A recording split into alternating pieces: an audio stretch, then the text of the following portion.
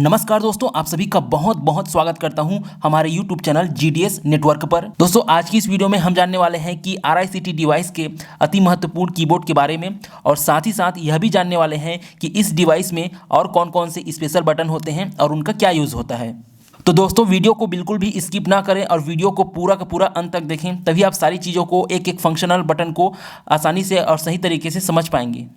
तो चलिए फ्रेंड्स, आज का वीडियो शुरू करते हैं। मगर उससे पहले अगर आपने अभी तक हमारे चैनल को सब्सक्राइब नहीं किया है तो ज़्यादा मत सोचो यार, बस फटाफट से चैनल को सब्सक्राइब कर दो, क्योंकि मैं इसी तरीके के पोस्ट ऑफिस से संबंधित वीडियो हमेशा ही लाते रहता हूँ। तो दोस्तों, इस RICT डिवाइस के कीबोर्ड की अगर मैं बात करूँ तो यहाँ पर आपको अल्फ़ाबेट A से Z तक का पूरा देखने को मिल जाएगा। उसके बाद यहाँ पर जो अंक है वो दिए गए हैं, 0 से 9 तक का अंक आपको यहाँ को देखने को मिल जाएगा।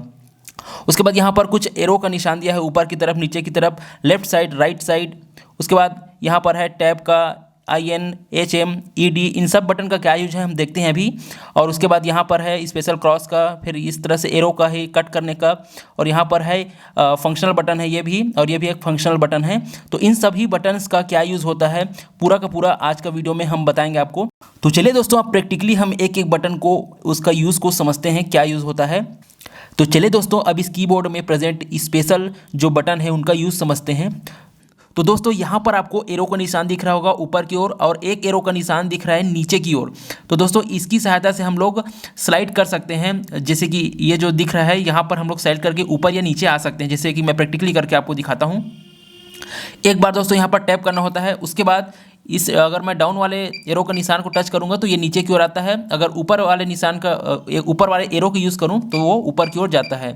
तो इस तरह से इन दोनों बटनों की सहायता से हम लोग स्लाइड कर सकते हैं और जहां ऑप्शन है उसको देख सकते हैं। उसके बाद चलिए दोस्तों, अब हम इस टैब बटन का यूज समझते हैं, क्या यूज़ करते हैं इसका। तो टैब बटन का यूज बेसिकली किया जाता है इस कर्सर को नीचे लाने के लिए। जैसे कि यहाँ पर है, अगर मैं टैब का बटन दबाता हूँ तो ये जो कर्सर है जस्ट नीचे आ जाएगा। चलिए देखते हैं।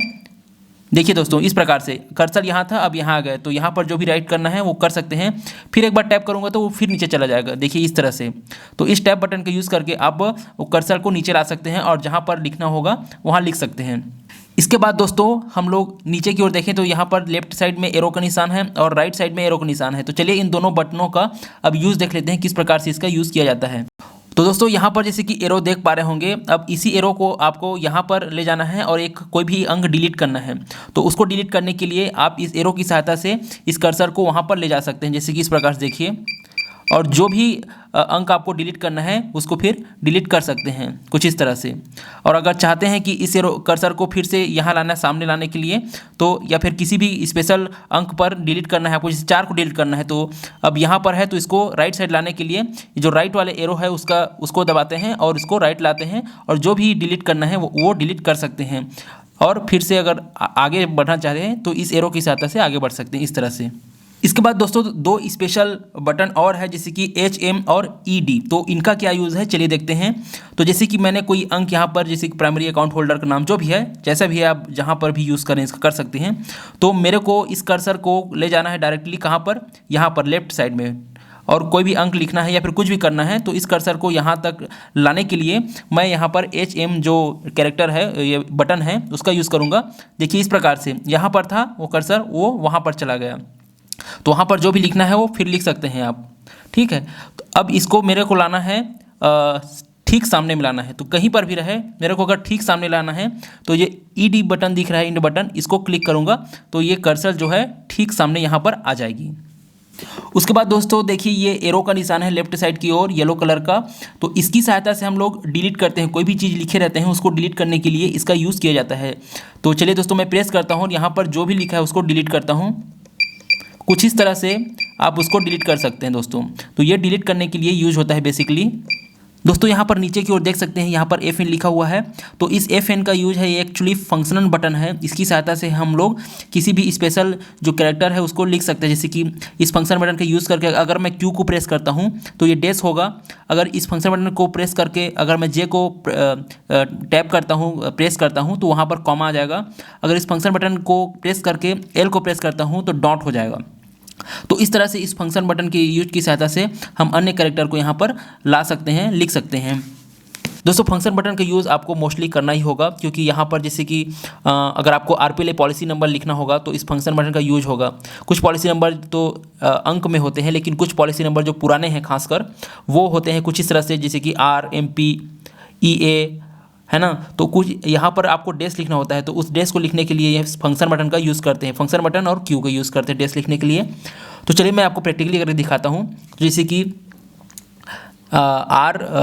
सबसे पहले है R लिखना है यहाँ पर, कोई भी अगर पॉलिसी नंबर है जिस प्रकार का रहे R, उसके बाद डैश लिखना है आपको, तो फंक्शनल बटन को प्रेस करना है, उसके बाद क्यू को प्रेस करना है। तो यहाँ पर आपको डैश लिखा जाएगा, फिर इसको प्रेस करना है, इसको प्रेस करेंगे तभी कोई अंक लिख पाएंगे, ठीक है। तो इसको प्रेस करना है, फिर क्यू को प्रेस करना है, फिर इसको प्रेस करना है, उसके बाद वो डैश लिखा जाएगा। और जैसे RMP R, उसके बाद MP लिखना है, उसके बाद फिर डैश लिखना है आपको, तो फिर फंक्शन बटन को प्रेस करना है, फिर क्यू को प्रेस करना है, फिर इसको प्रेस करना है, फिर कोई कैरेक्टर लिखना है EA जैसे लिखना है आपको, तो इस तरह से लिख सकते हैं। फिर डैश लिखना है तो फिर फंक्शन बटन को और फिर इस डैश वाले जो क्यू बटन है उसको प्रेस करना है, तो कुछ इस तरह से लिखा जाएगा। तो बेसिकली इस बटन का यूज़ हम लोग डैश करने के लिए करते हैं, और भी बहुत सारे इसमें यूज़ है। आप जब अपने डिवाइस में देखेंगे तो जितने भी रेड कलर के दिखेंगे ना, उनका जो उपयोग है इस फंक्शन बटन की सहायता से हम लोग कर सकते हैं।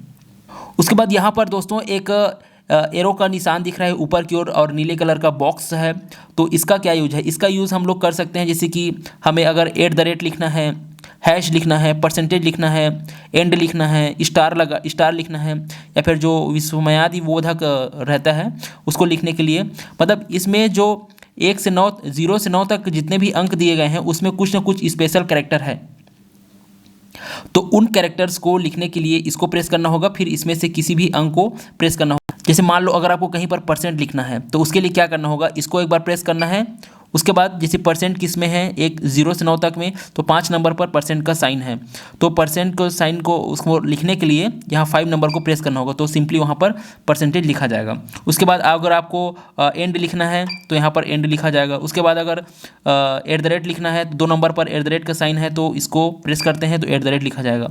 तो इस तरह से इस बटन का यूज़ करना है। ये जो दिए गए 0 से 9 तक जितने भी कैरेक्टर है उसको अगर आपको इंटर करना होगा तो इसको प्रेस करना है, फिर इनमें से किसी का भी यूज़ कर सकते हैं। दोस्तों यहाँ पर एक जो स्पेशल बटन दिख रहा है इसका उपयोग करते हैं स्पेस देने के लिए।